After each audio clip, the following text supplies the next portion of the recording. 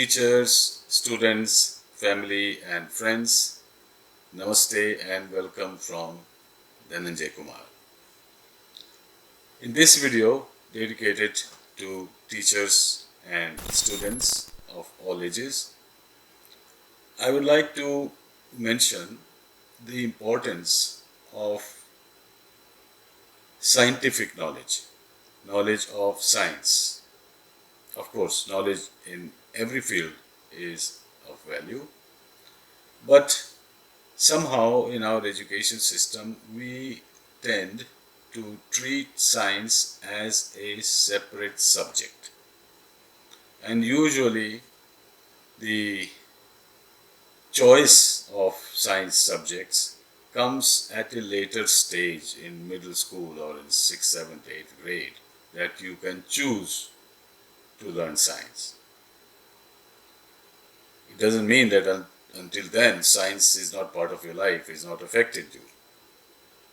But it's kind of a choice being made in most school systems that I've studied. What I am suggesting is something different, which will be of great value, great asset to students growing up, is that they can get a deeper understanding early on in life of what is happening and how it is happening.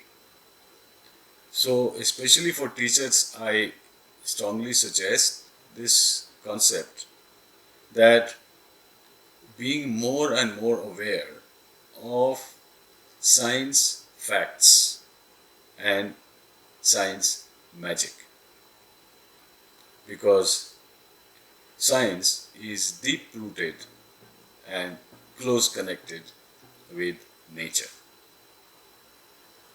The principles, the laws of science emerge from nature, physical aspect of nature, material aspect of nature. So, to read up and explore and ask questions and try to find answers, a lot of resources are available on the internet, some fundamental books of science, preferably updated books of science, because some books which were printed 10-20 years ago, much of that is not relevant today. Many things have happened in physics, chemistry, biology, astronomy, engineering, etc. So it's better to be up to date in basic facts and experiments. Does not necessarily have to be very deep knowledge. We don't have to be a great scientist in every field at the same time.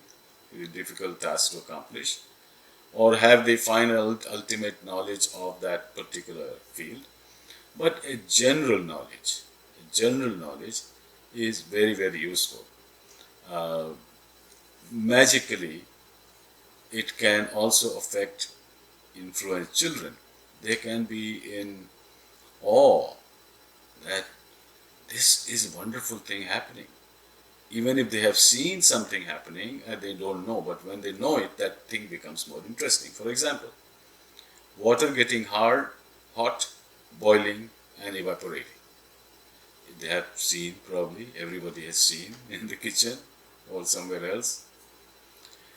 But if you explain to them that how temperature increases, water gets hotter, and at some temperature it begins to evaporate, become vapor, and look like some steam is coming out, and the quantity of water in the pot is reducing until the whole pot of water becomes steam and disappears.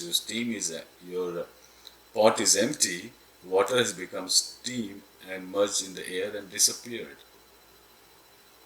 So, some facts about this to explain what is happening. Kids will be very much interested. And then if you increase the temperature, at what temperature water actually begins to boil and evaporate faster. Not only hot but boiling. So that is one example. Many examples. After you tell them that we breathe in oxygen, and breathe out carbon dioxide. But the fact is that we breathe in a lot of other gases, even more in quantity than oxygen.